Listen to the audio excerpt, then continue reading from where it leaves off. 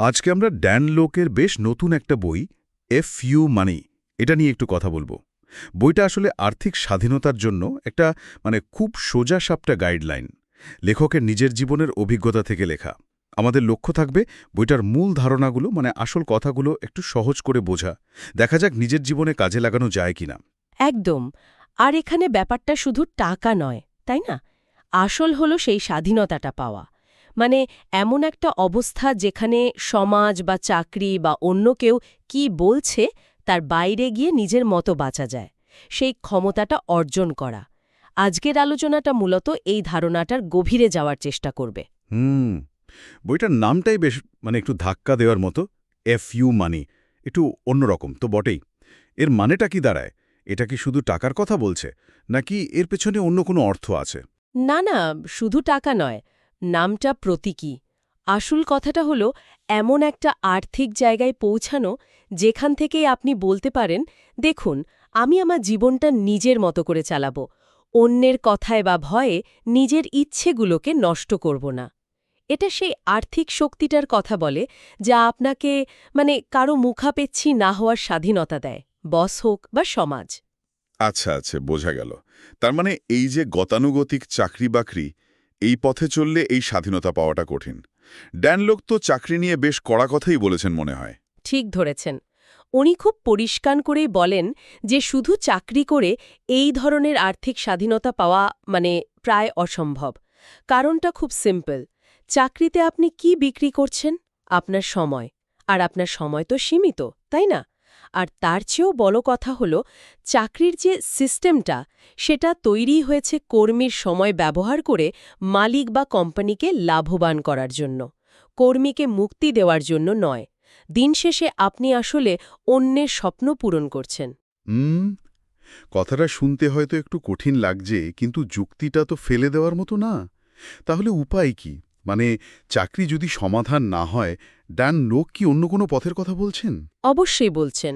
উনি সবচেয়ে বেশি জোর দিয়েছেন যাকে বলে হাই ইনকাম স্কিলস, উচ্চ আয়ের দক্ষতা অর্জনের উপর। এগুলো এমন সব স্কিল যার চাহিদা বাজারে প্রচুর আর যা দিয়ে বেশ ভালো আয় করা সম্ভব। যেমন ধরুন, কপিরাইটিং। কপিরাইটিং ওই যে বিজ্ঞাপনের জন্য বা বিক্রির জন্য লেখা? হ্যাঁ, ঠিক তাই। বিক্রির জন্য আকর্ষণীয় লেখা তৈরি করা। অথবা ধরুন হাই টিকেট ক্লোজিং, বড় অঙ্কের সেলস ডিল ফাইনাল করার ক্ষমতা। ডিজিটাল মার্কেটিং বা এই জাতীয় স্কিলগুলোও এর মধ্যে পড়ে। এগুলোর সুবিধা হলো, এগুলো শুধু আপনার সময় নয়, আপনার দক্ষতাকে কাজে লাগিয়ে আয়ের সুযোগ অনেক বাড়িয়ে দেয়।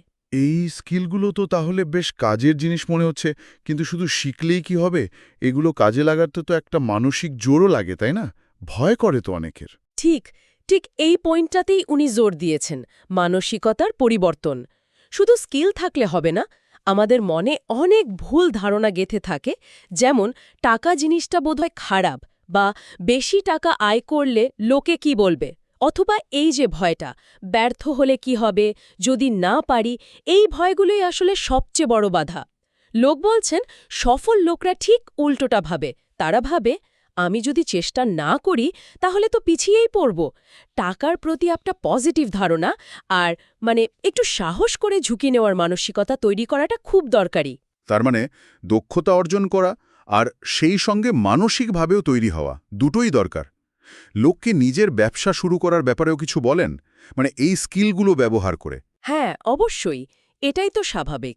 পরের ধাপ, নিজের একটা ব্র্যান্ড তৈরি করা, নিজের কোনো প্রোডাক্ট বা সার্ভিস আনা। ঝুঁকি নেওয়া, ব্যর্থতা আসবেই হয়তো, সেখান থেকে শিখতে হবে, আবার চেষ্টা করতে হবে। এটাই তো উদ্যোক্তা হওয়ার জার্নি।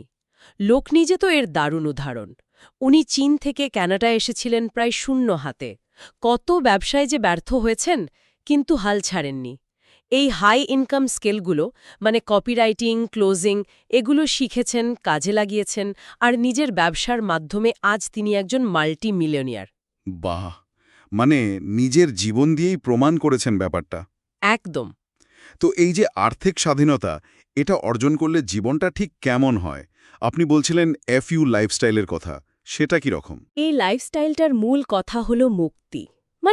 এমন একটা জীবন যেখানে প্রতি মাসের বাড়ি ভাড়া বা বিল নিয়ে সারাক্ষণ টেনশন করতে হয় না।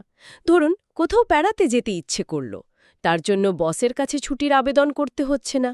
বা ধরুন আপনি কিছু একটা বিশ্বাস করেন, সেটা বলতে ভয় পাচ্ছেন না যে চাকরি চলে যাবে বা ক্লায়েন্ট রাগ করবে। এটাই আসলে সত্যিকারের স্বাধীনতা, যেটা টাকা সরাসরি দেয় না, কিন্তু টাকার মাধ্যমে এই স্বাধীনতাটা অর্জন করা সহজ হয়। জীবনে স্টিয়ারিংটা নিজের হাতে থাকে। ব্যাপারটা বেশ গভীর। তাহলে সব মিলিয়ে ড্যান লোকের বার্তাটা দাঁড়াচ্ছে যে যদি সত্যি আর্থিক স্বাধীনতা চান, নিজের শর্তে বাঁচতে চান, তাহলে গতানুগতিক পথ মানে শুধু চাকরির ভরসায় থাকলে চলবে না।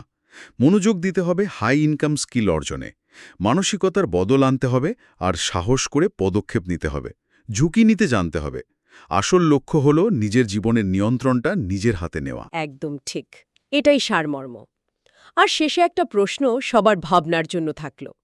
যদি টাকাটা নিজে লক্ষ্য না হয়ে নিজের শর্তে বাঁচার স্বাধীনতা অর্জন করাতেই আসল উদ্দেশ্য হয়, তাহলে সেই স্বাধীনতা আমাদের জীবনে এমন আর কোন কোন দরজা খুলে দিতে পারে, যার কথা আমরা হয়তো আগে কখনো